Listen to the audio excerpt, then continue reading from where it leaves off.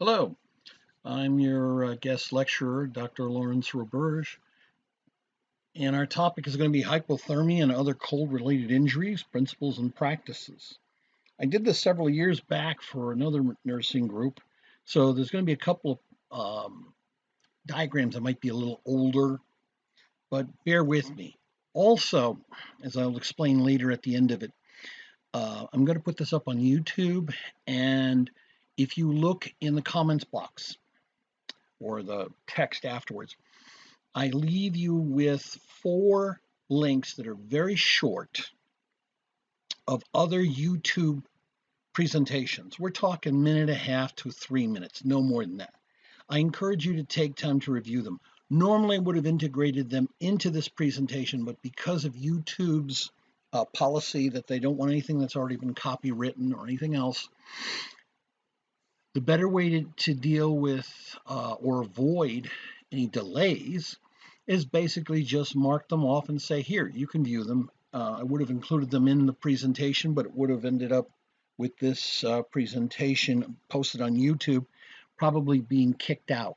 And I don't want to deal with that right now, and I know you don't either. So let's start. Basically, this seminar is presented to provide basic and advanced knowledge on the incidence, diagnosis, and treatment of cold temperature-related injuries. So in this seminar, we're going to review different types of cold injuries, including FROSTNIP, chilblains, frostbite, and hypothermia. Now, the symptoms, risk factors, and treatment of each cold weather injury are discussed. Also, we're going to go over some anatomy and physiology of the body during cold injury exposure, as well as a brief discussion on the physics of these injuries, which will be covered. Now, the seminar, I have to confess, was devised in response to potential forecasts of a severe winter. When I originally did this, this was for winter of 2016-2017, but a lot of this does apply even now, albeit you may actually see some cases of this without it being winter, and I'll show you that later on. The emphasis of this presentation is on detection and early treatment. Now, both the National Oceanographic and Atmospheric Administration and the Farmer's Almanac had predicted a cold winter on the East Coast for 2016-2017, but also the FEMA, the Federal Emergency Management Agency, they have continued yearly their VTTX, which is basically virtual tabletop exercises of reviewing what to do in the event of a winter storm. I have attended some of these in the past, and they've been very, very helpful. So this seminar is presented to provide basic and advanced knowledge on the incidence, diagnosis, and treatment of cold temperature-related injuries. It is important to be ready for any emergency. Better to have the knowledge and not need it, rather than need it and not have it. Okay. I'm going to skip over this because you've probably seen much of this in one sense or another in 2016-17 as some years past. Excuse me. Let's do a couple of reviews. First off, the anatomy of the skin. When we talk about the integument, which we say is the skin, we have, of course, the uppermost layer, which is the epidermis. It's not vascularized. The dermis is vascularized. And you have to keep in mind that 5% of the total blood is located in the dermis of the skin. When we talk about thermoregulation, the control center for your body temperature is really in the hypothalamus. But the control is divided into 2 primary areas. The core, which would include the head, thorax, and abdomen, as well as the shell, which is the skin surface, digits, meaning your fingers, appendages, and body limbs, okay? And by the way, digits would also include, yes, your toes. When we talk about core thermoregulation, that is primary. The brain wants to make sure that the central core is always best protected. Vasoconstriction will occur on skin surface, and the purpose of this is to reduce heat loss from skin and the limbs. Now, if you take a look here, you can see this. Of course, we're going to have the epidermis here. No blood vessels here. But we have in the papillary layer these little areas here, the subpapillary vascular plexus, etc. and you will have diffusion of nutrients and gases up to the basal layer here of the epidermis. Now, from here down to about there, basically the papillary and the reticular layer, that's the dermis, and notice that it is richly vascularized, and also you have presence of nerve structures such as sensory nerve fibers, etc. Below this is our hypodermis, otherwise known as the superficial fascia. It may have a lot of adipose tissue, etc., and it will also have a blood vessel supply to a degree. Let's get back to control center, hypothalamus. As I said to you, control is divided into core and to the shell. The core thermal regulation is primary. So that means basically that shell is going to basically take the hit initially if there's cold. What we have is vasoconstriction that occurs on the skin surface, and the purpose is to reduce heat loss from skin and the limbs. The shell temperature is the temperature of the outer parts of the body. It's measured on the skin surface and is related to cold environments. Vasoconstriction of arterioles, meta-arterioles, and the arteriovenous shunts are under control of the sympathetic nervous system, which the initial signals are sent from the hypothalamus. When we talk about hypothermia, this refers to the clinical condition with a lowered core temperature, keep that in mind, of below 35 degrees Celsius. So basically, I'm going to use Celsius a lot. I'm going to try to give reference to also Fahrenheit, but it doesn't take long to figure this out.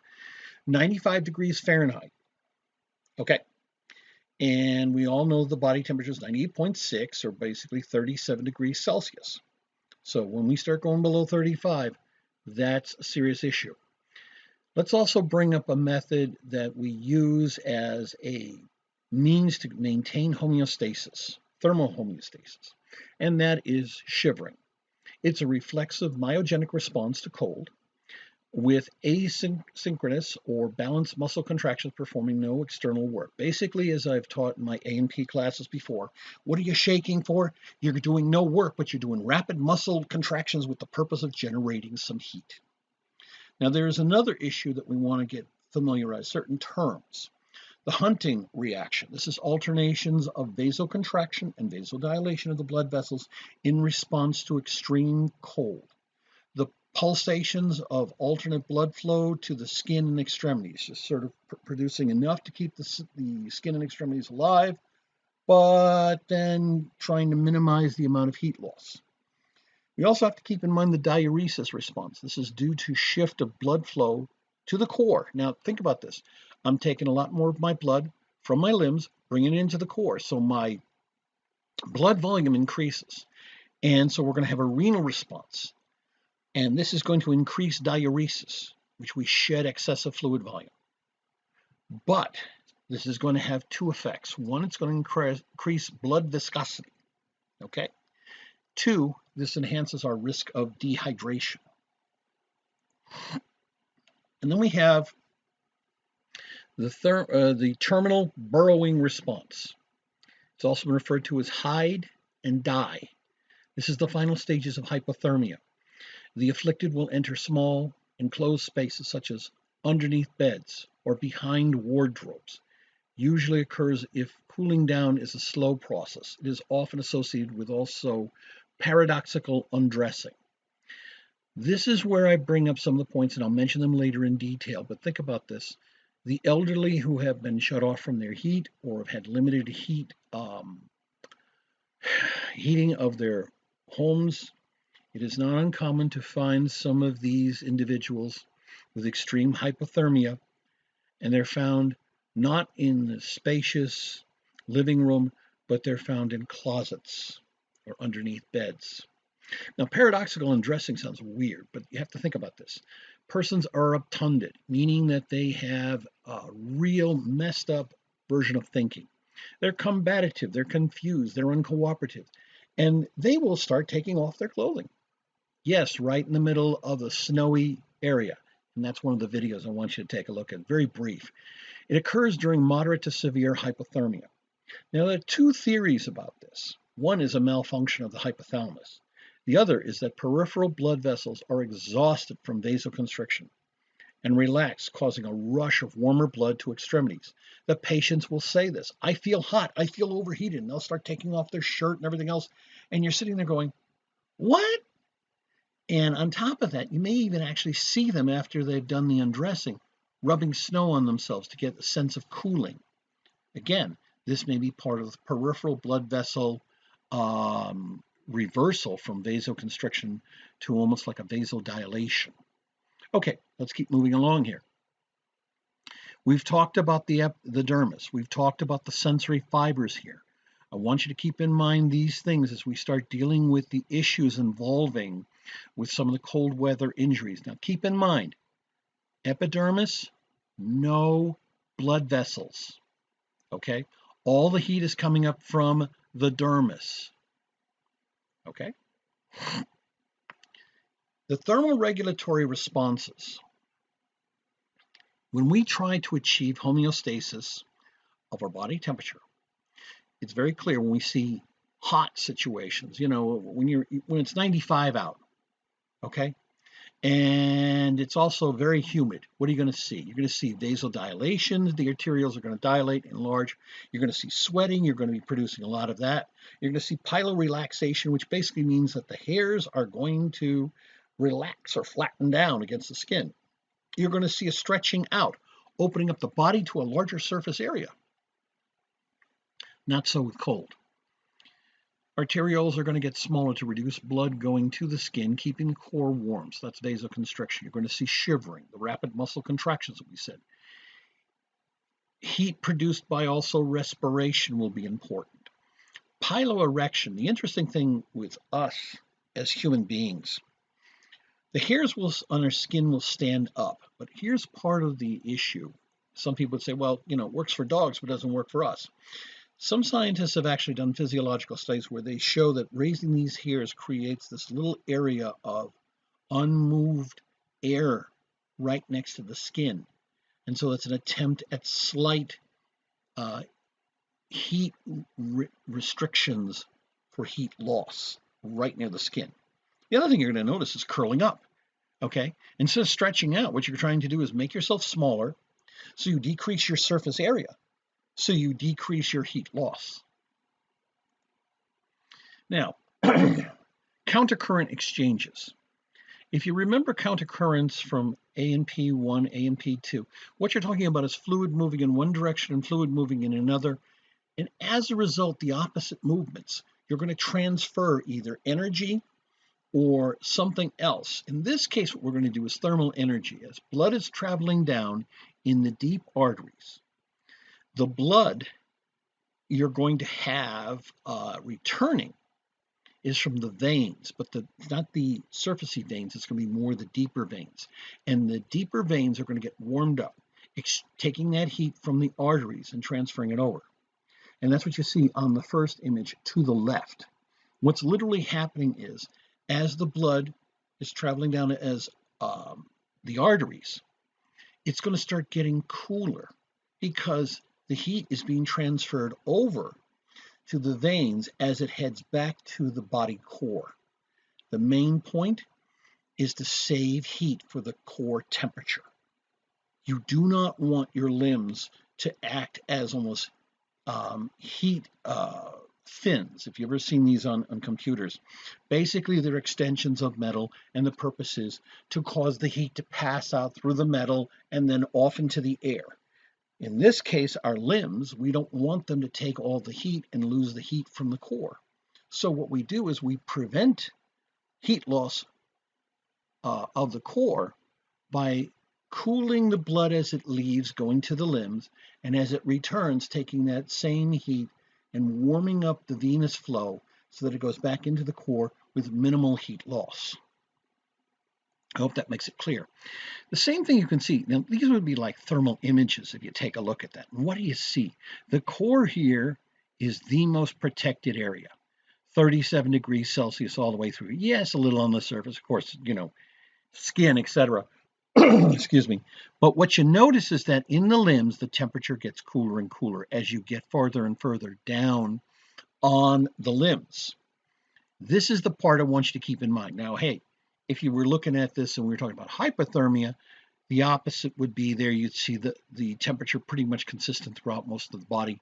You would have some cooling occurring by sweat evaporation. You would also have vascular dilation, etc. But I want to focus on hypothermia today.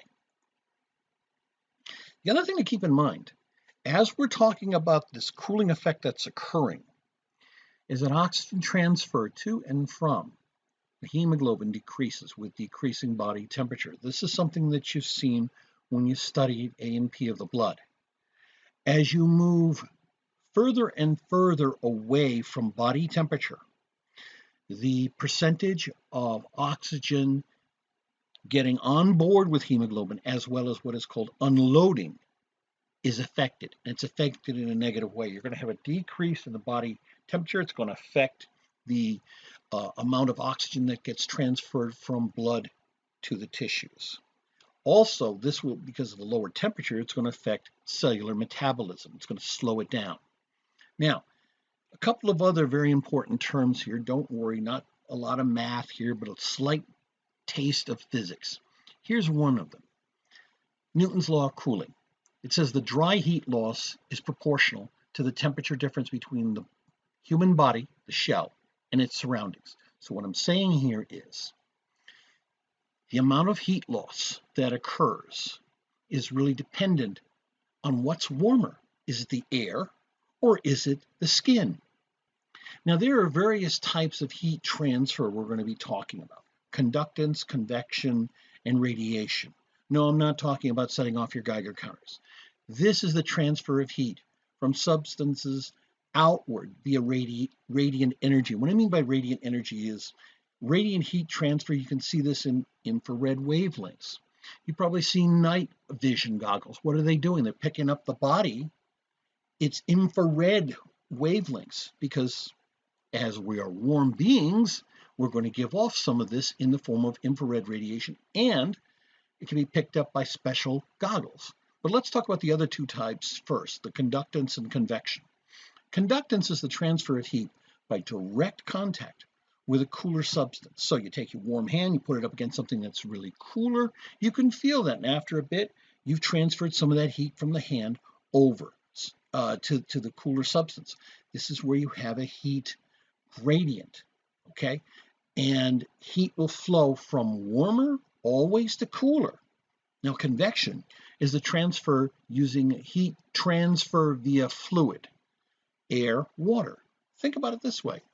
You're really hot. What do you do during the summer? You jump in the pool. You jump in the pool, the body temperature is maybe 98.6, but hey, if it's a nice, comfortable 75 degrees water temperature, you're still going to feel cooled off, aren't you?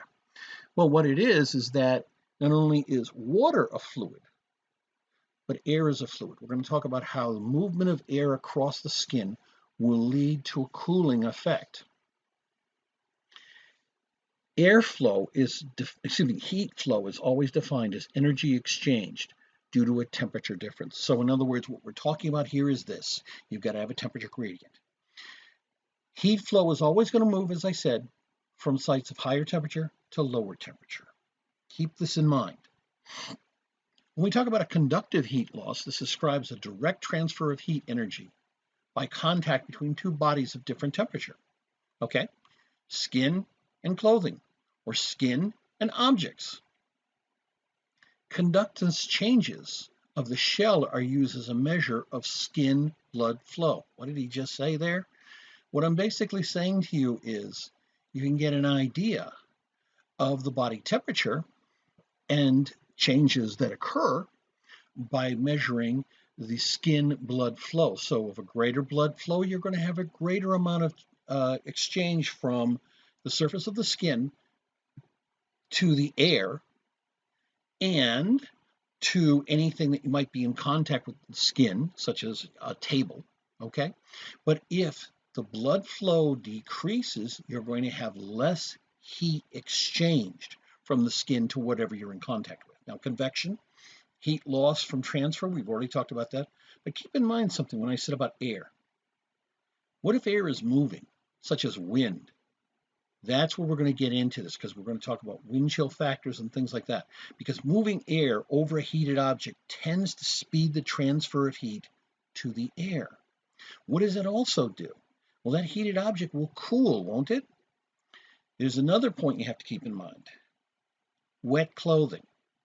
You've heard of cases where people have fallen into the watery, through the ice and, into the water, or slipped into a lake or something else like that.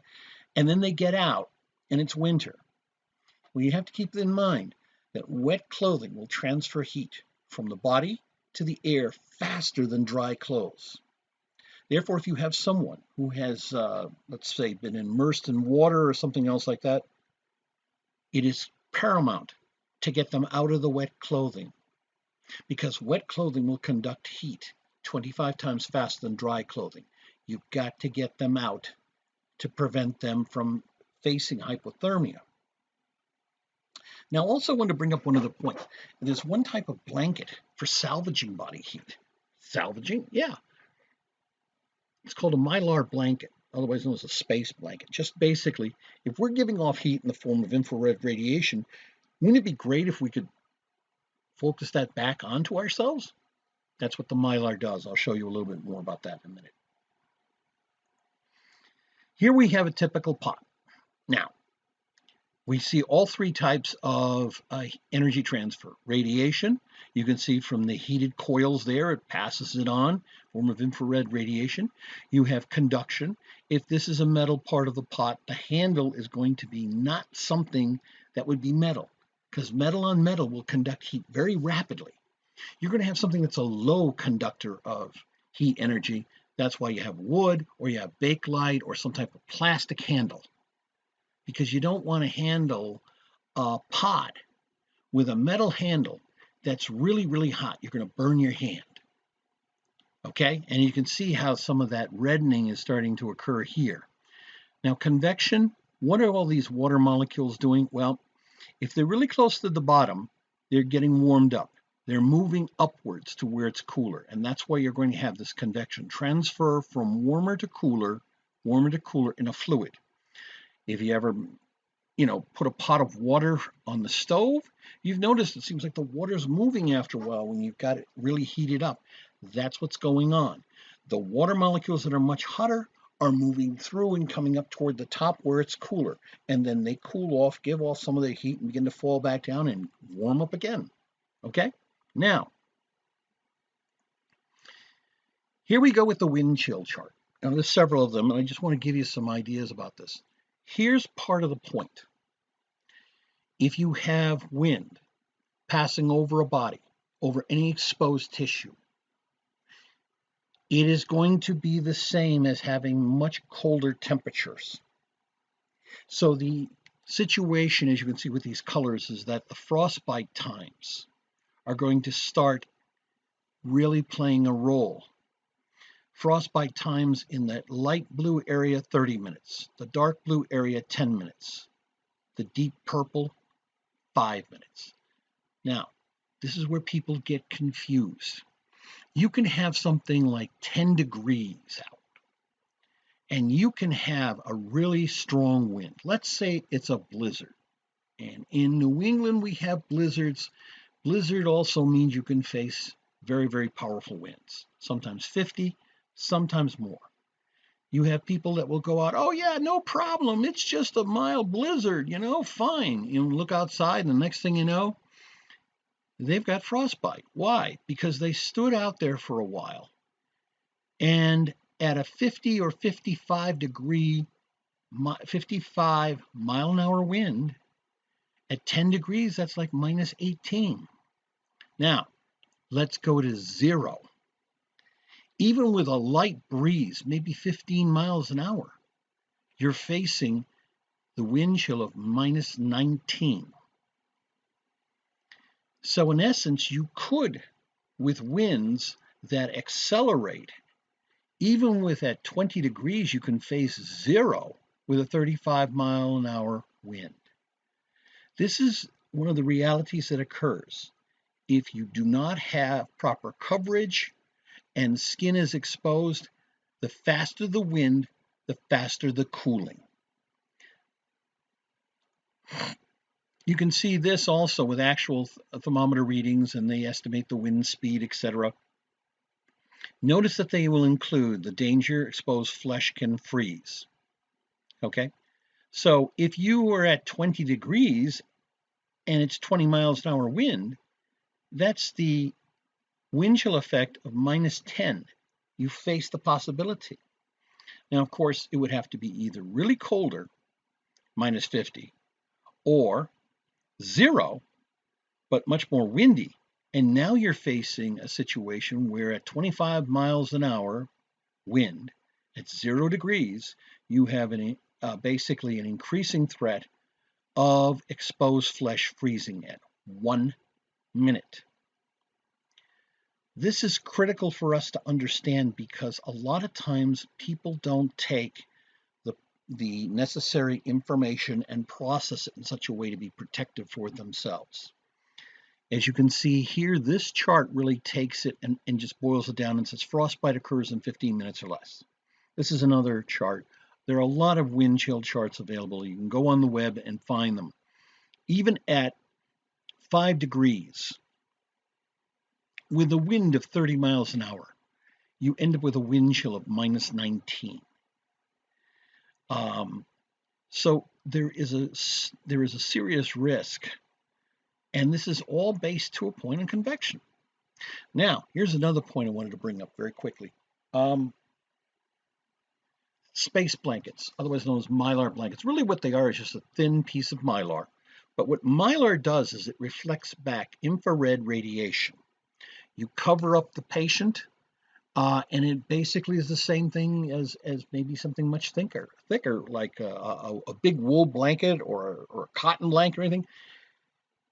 It retains most of the body heat.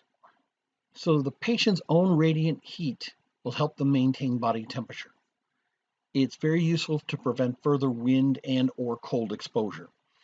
I can attest to them. They're very, very useful. They're relatively cheap. They can be put into small spaces and first aid kits or emergency car kits and should be available because of the fact that they can help maintain body temperatures, especially in situations like a car breakdown or to help somebody in a traumatic situation and just keep their body temperature up. So we're going to start looking at the types of cold temperature injuries. We're going to go through a variety of things. We're going to do FROSTNIP, chilblains, hernio, or periosis, frostbite. This is going to be the 2nd, 3rd, and 4th degree type. Then hypothermia.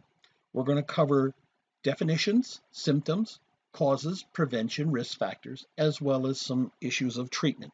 Now, the part about the imagery and videos, I'm going to be able to do images, but I will not be able to include videos because of the YouTube rules on preventing copyrighted material being included in another video. So what I'm going to do is in the YouTube site, I will provide you with links to see these very short little clips that will give you an idea about severe cases of hypothermia, a doctor talking about it, situations where they demonstrate the development of hypothermia, and also the reasoning around not using alcohol when one is out in the cold, because it increases the risk of not only hypothermia, but other situations. Okay, let's move forward. First off, this is FROSTNIP. If you can see here, the pinna, the ear, is somewhat reddened. Okay? Now, this is not as severe, but it happens a lot.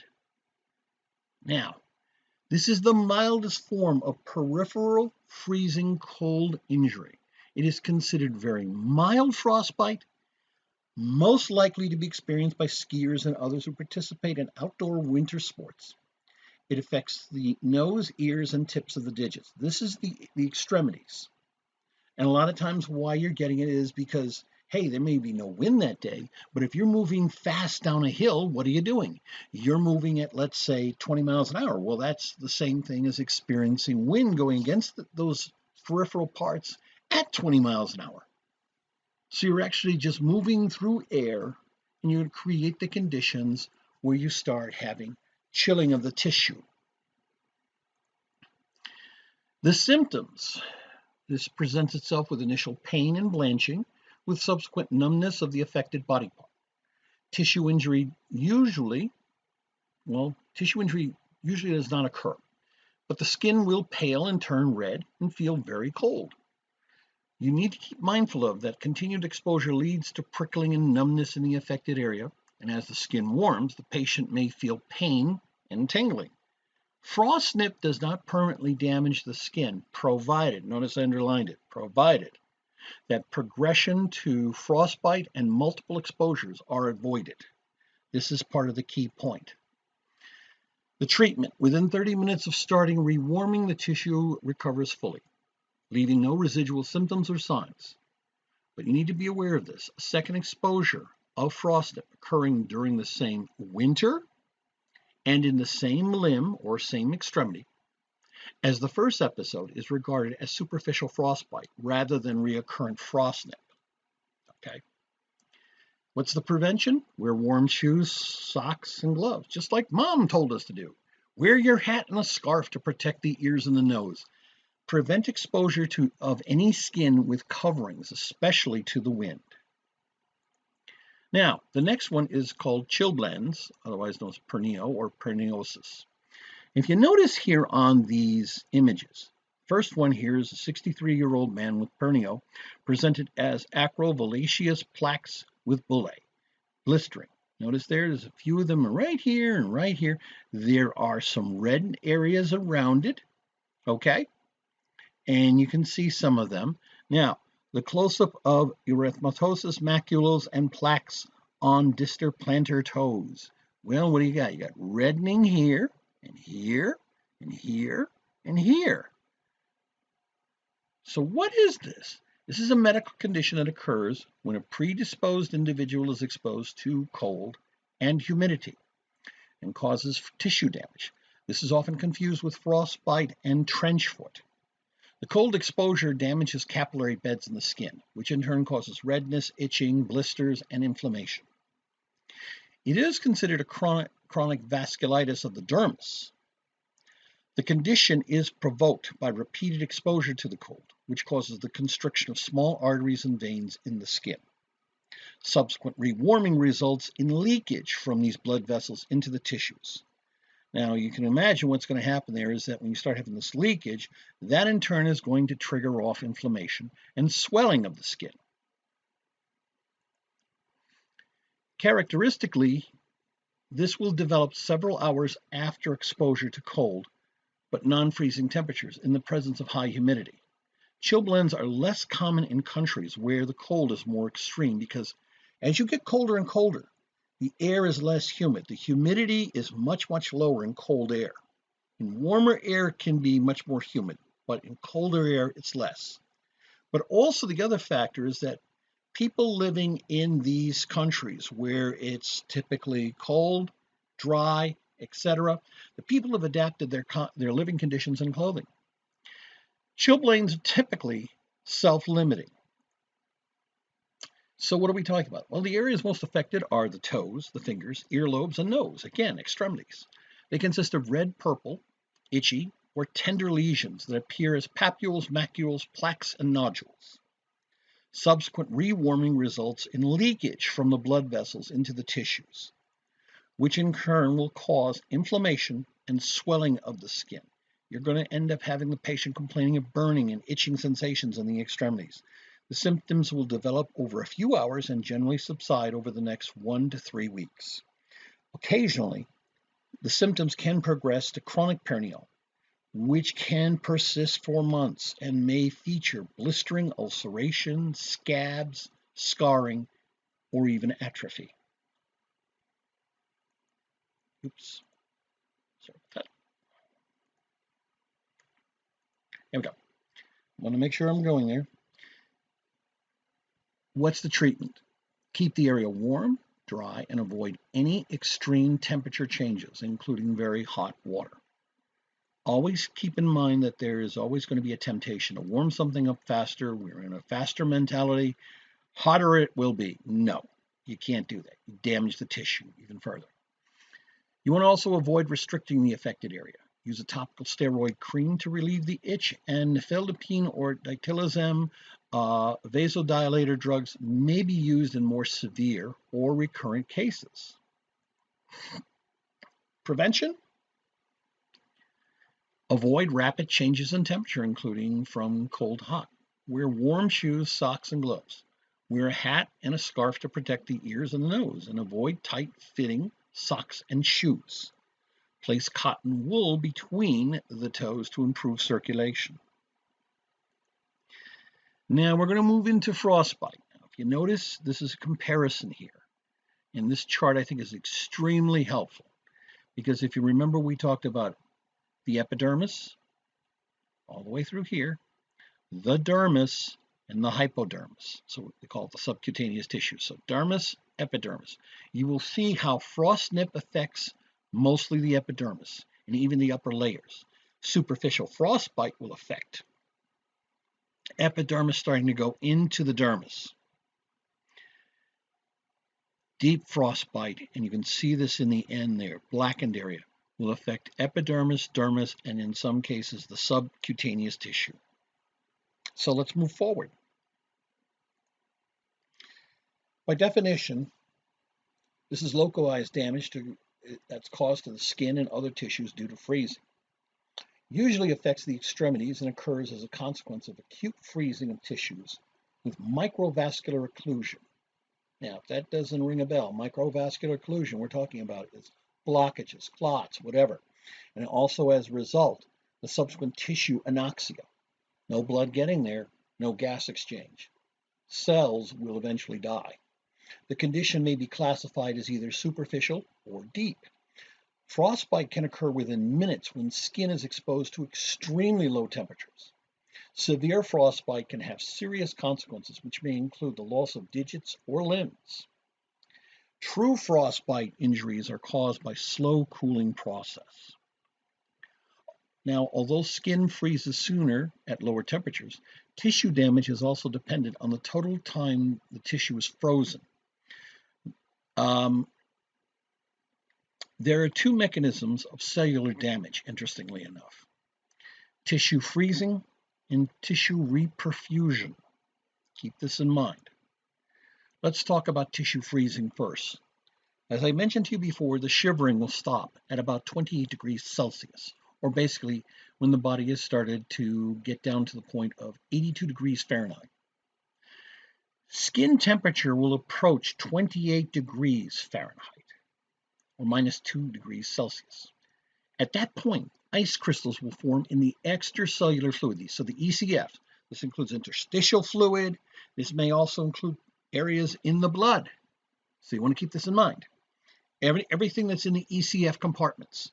Now, of course, as these crystals grow, they're completely altering the makeup or the concentration of solutes in the fluid. And as they do this, you've got a concentrated extracellular solute, and it's going to draw water from the cells. You see, when crystals form, they're out of the entire solution part of the game. If you remember what a solution is, it's composed of solutes and solvents. When you start freezing up the solvents, the remaining concentration of solutes doesn't change, and it just increases compared to the rest of the solvent that's left. Okay? As you start pulling water from the cells, what happens? Cells will deflate. The protein and lipids of the cells become less stable. The cell pH will fall and the cell functions will fail. Now, ice crystals forming in plasma, that's even worse, because that's where you're going to get vascular sludging. In other words, the viscosity of the blood will increase, putting strain on the cardiovascular system. Blood viscosity rises, cells begin to aggregate, block capillaries and small blood vessels. Extracellular concentration of sodium is going to rise tenfold, which will denature cell membranes. Due to the low temperatures, tissues are affected differently. Neurons and muscles are going to be affected much more quickly, less so skin, fat, connective tissue. As tissue temperatures fall below -4 degrees Fahrenheit or -20 degrees Celsius, 90% of the tissue water in the limb is frozen. The limb will quickly fall, basically the rest of it will fall to the surrounding temperatures. So if you're out minus 50 degrees, you're going to see that after basically 90% of the tissue water of the limb is frozen, that's it. The rest of the limb has really nothing, and it's going to basically drop to the surrounding temperatures. Now, the second occurrence of cell death occurs during the thawing.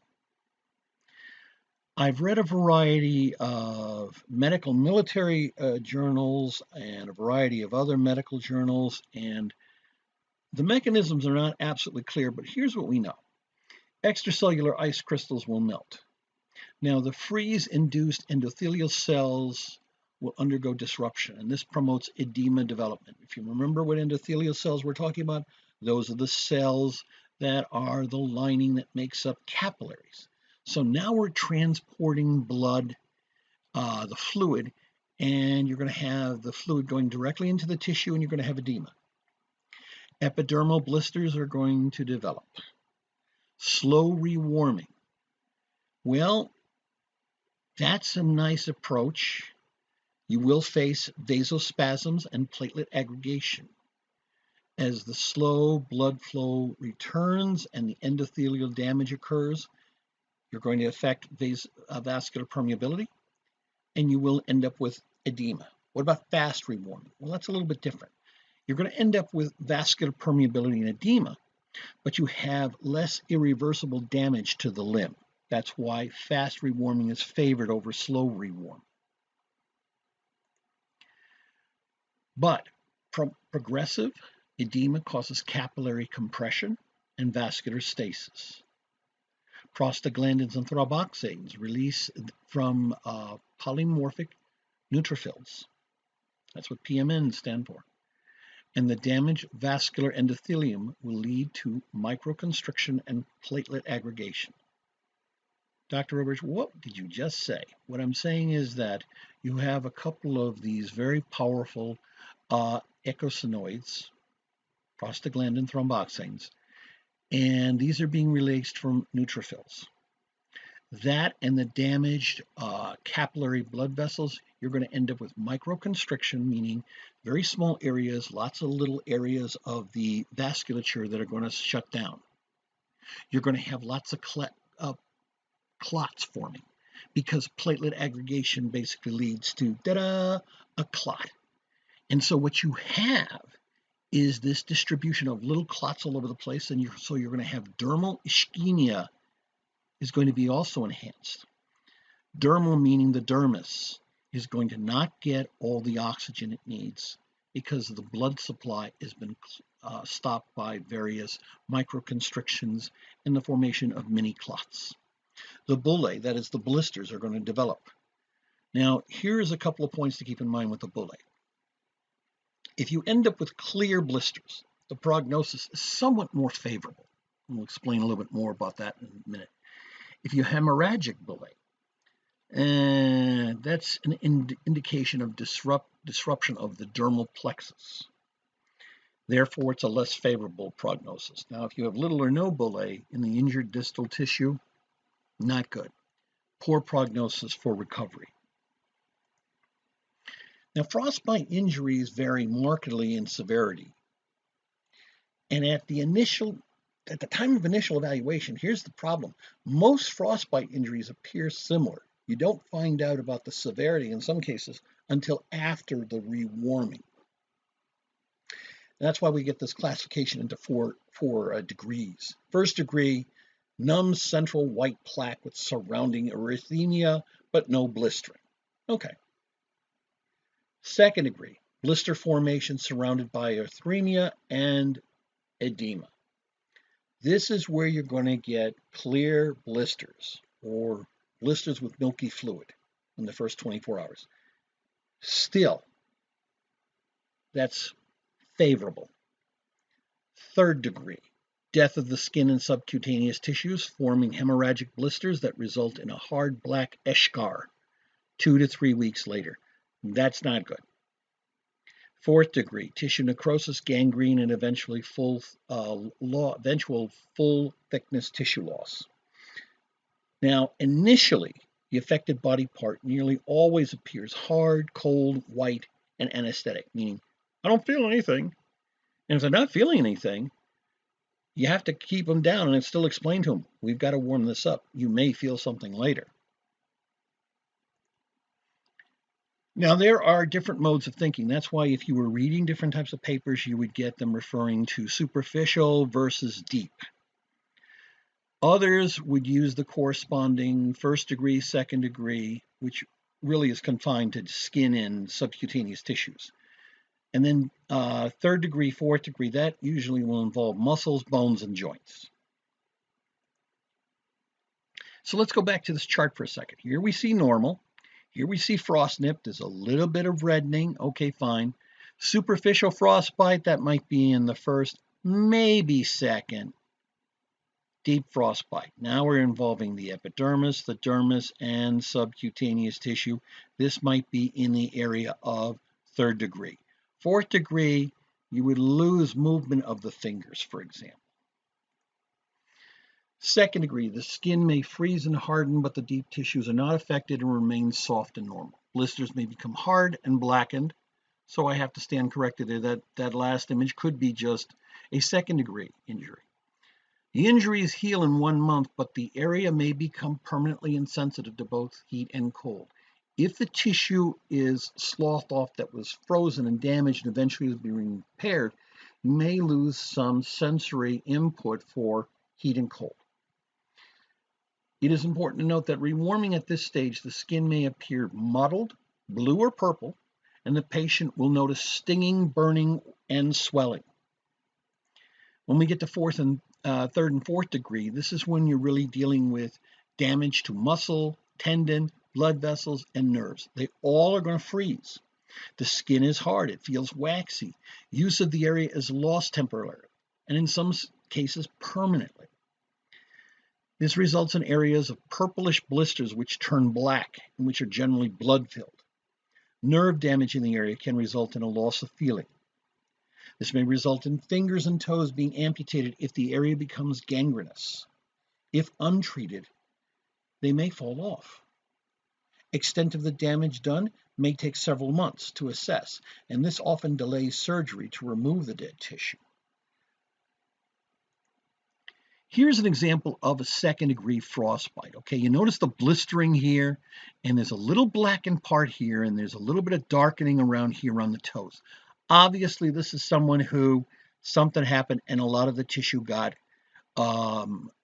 frostbite, etc. But here's where you see third and fourth degree frostbite. Take a look here. Now you sit there and say, but wait a minute, there's no blackening here. That's because the tip froze and sloughed off. So the person lost that tissue there.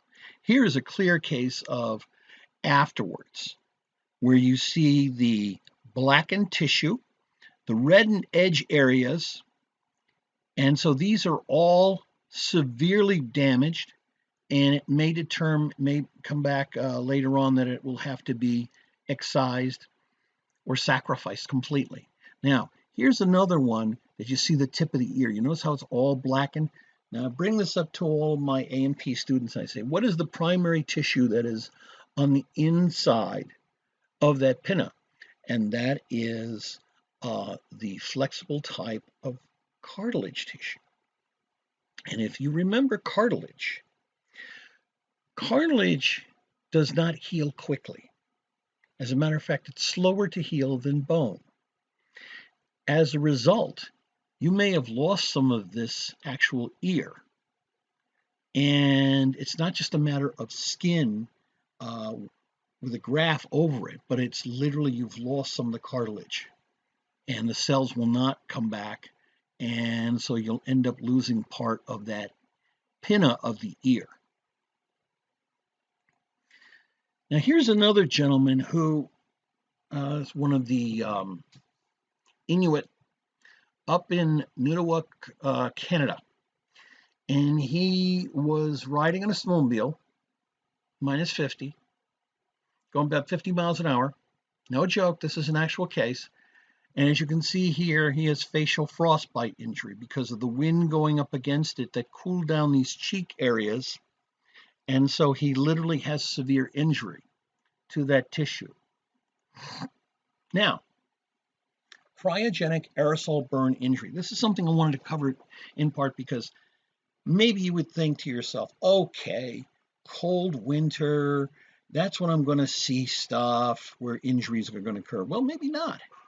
What if you have someone that comes into the ER and they have been a cryogenic fluid trucker, and something happened where the liquid nitrogen or the liquid oxygen kind of spilled out and they got a blast of it when they were doing the exchange piping?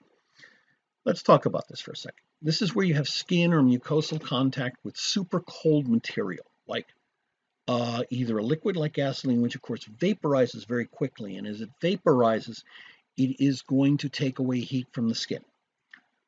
Or the evaporation of liquid nitrogen. This is going to cool the contact area so rapidly that there is no time for normal vasoconstrictive cold response. So what literally happens is that the skin will freeze with crystallization of the intracellular fluid, and the cells are going to die immediately. It's going to look like a deep scald, but there's no protein denaturation because it's not heat this time. You would see this normally in burns, but the protein denaturation is not going to occur. Deep tissue edema will occur in this case. So what's the prevention of frostbite? Well, just like Mom would tell us, dress warmly. If you start seeing it, move indoors once the fingers and toes begin to feel cold. Always keep your hands and feet dry and ears covered. Be aware of the wind chill effects. Awareness of cold injuries in wet clothing or cold temperature-induced injuries is going to be paramount.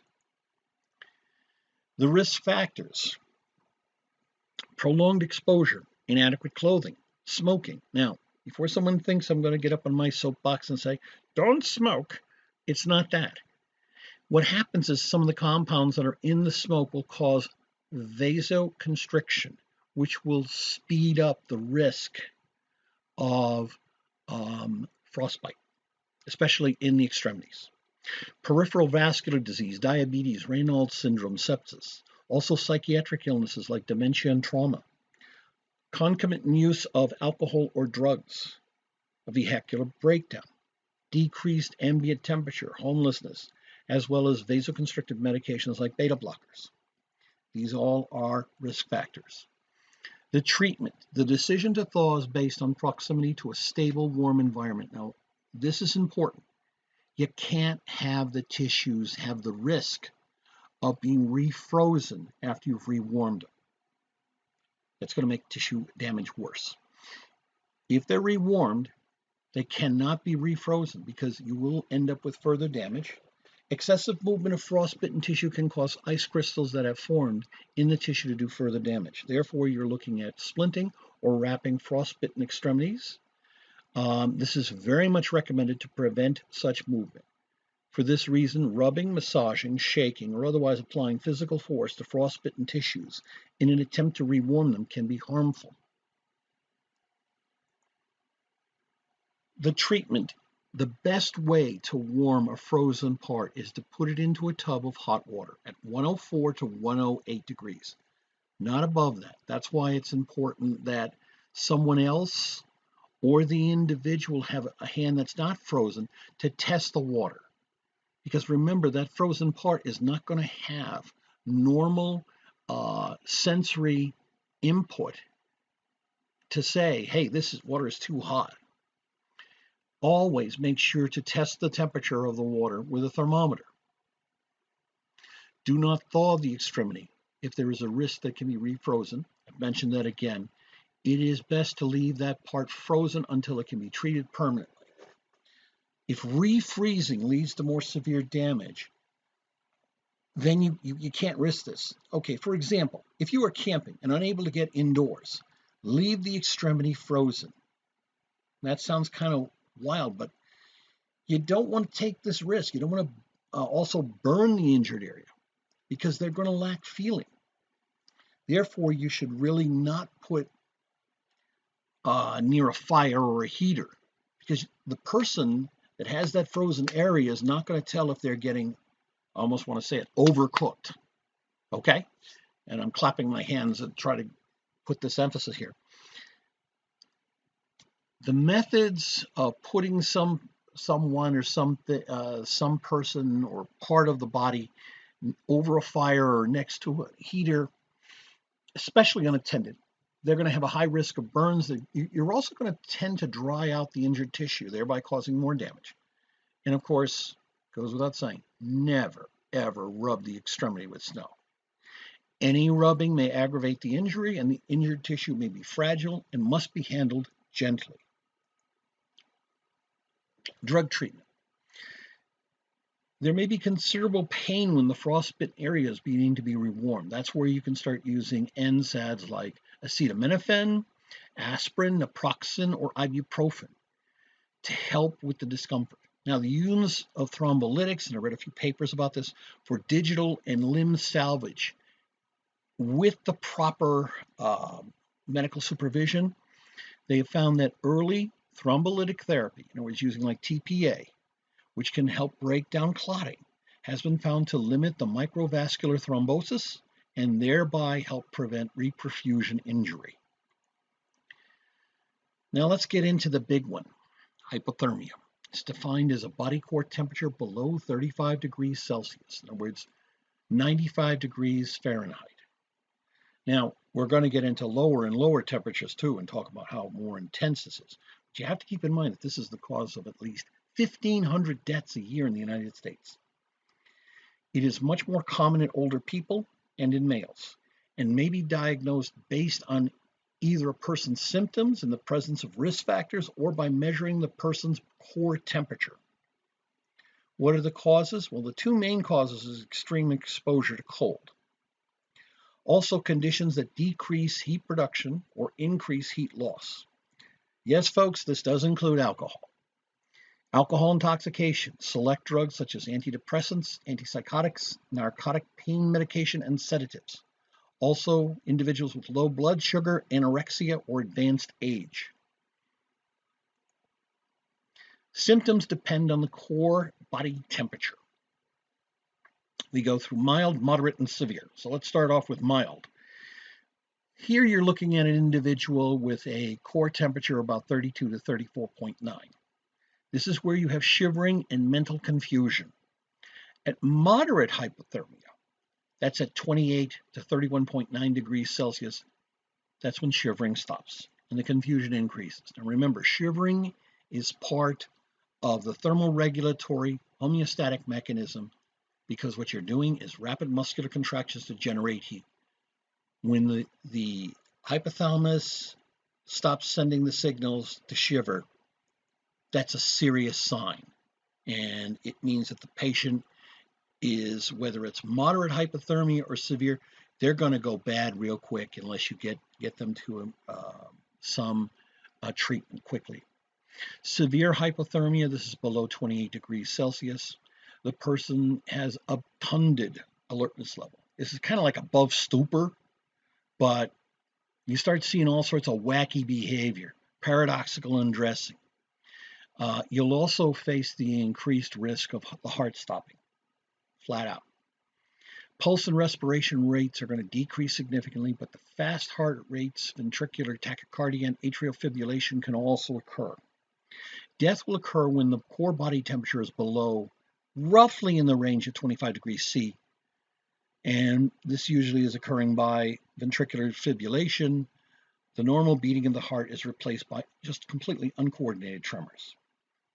You'll also see another unusual sign when you have severe hypothermia, and that's terminal burrowing, which I mentioned to you, but let me explain that. You're going to see it with elderly patients a lot.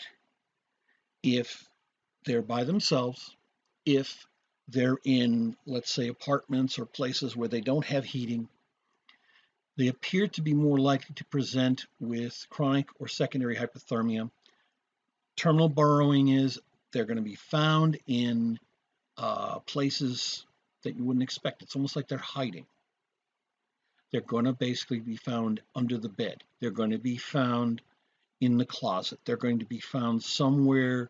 If they do a wellness check, hey, they're not in the living room. Well, you better start checking the closets and under the bed, because that's where you may find them if you come into the place and it's already real cold.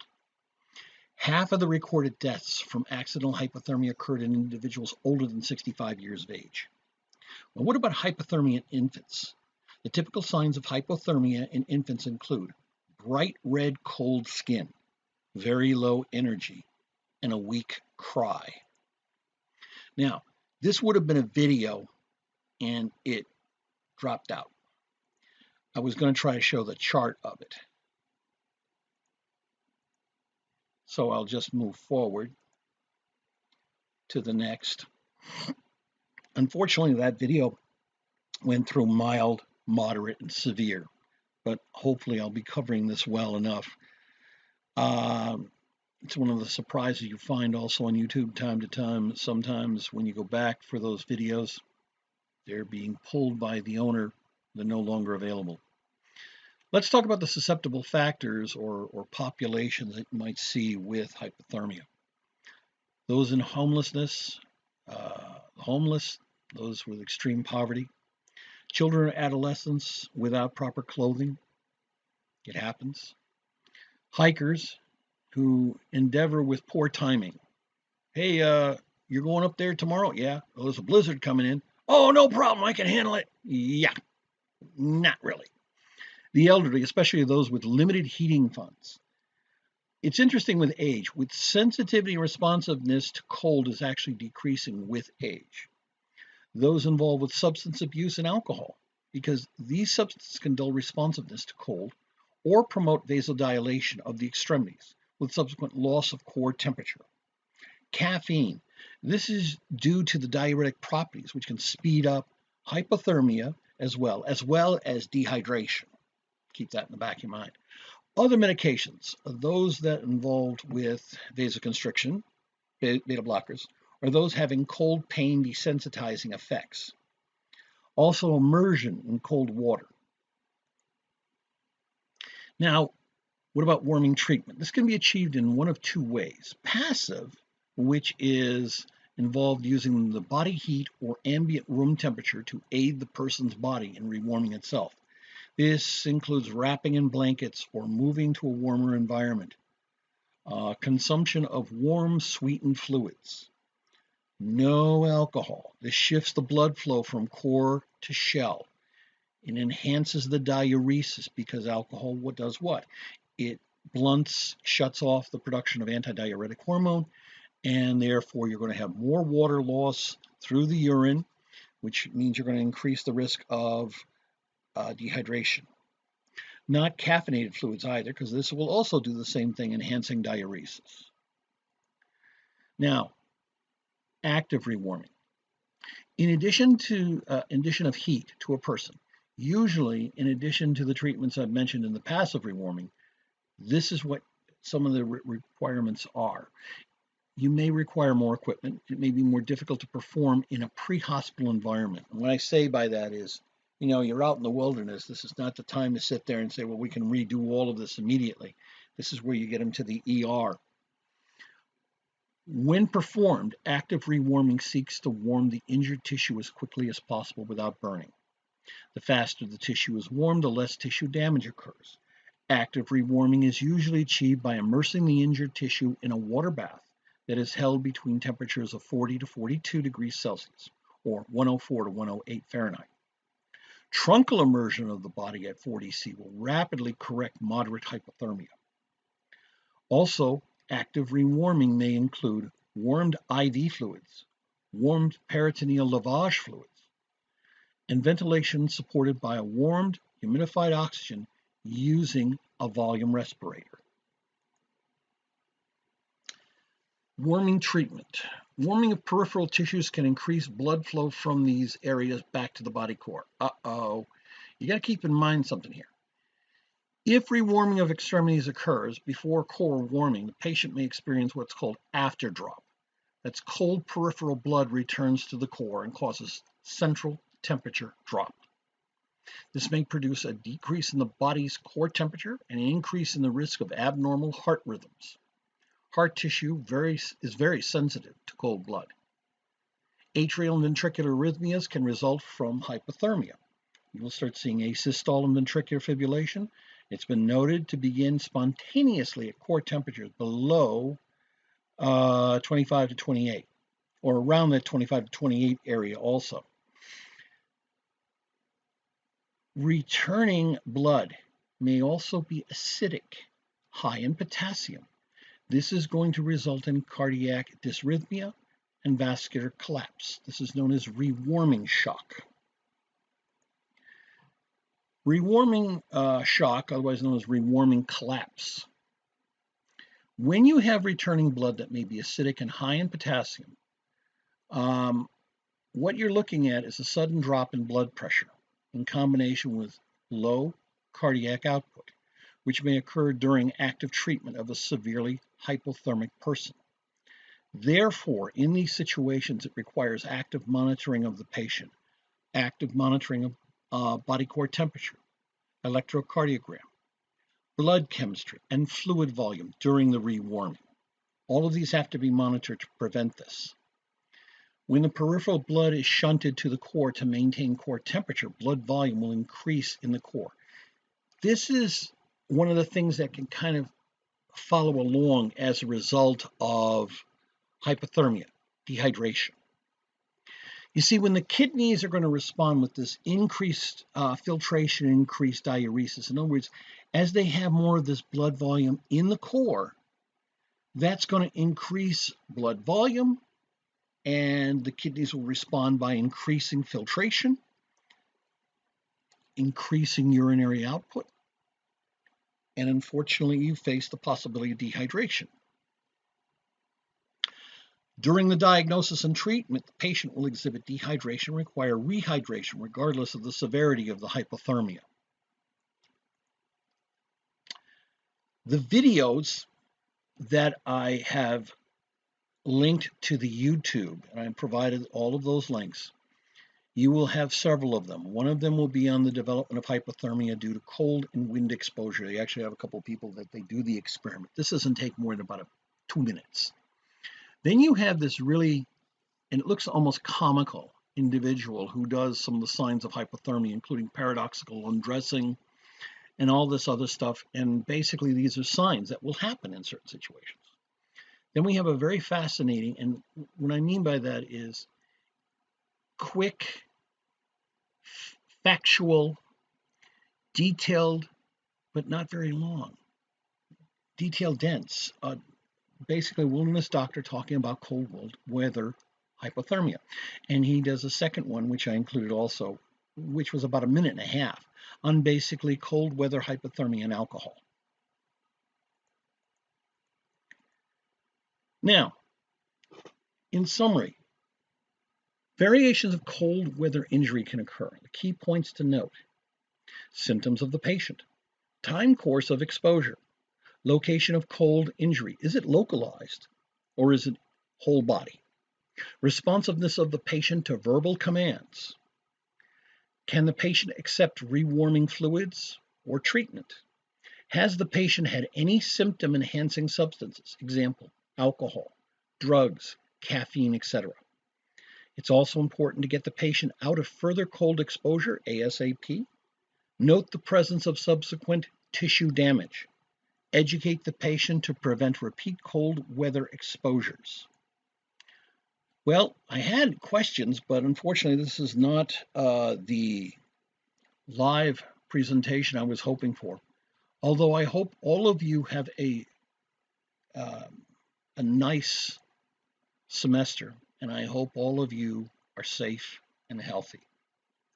The best thing I can say is that your nursing instructors can field any questions if necessary, and I may see you around the campus sometime. This is Lawrence Roberge. Thank you and have a pleasant day.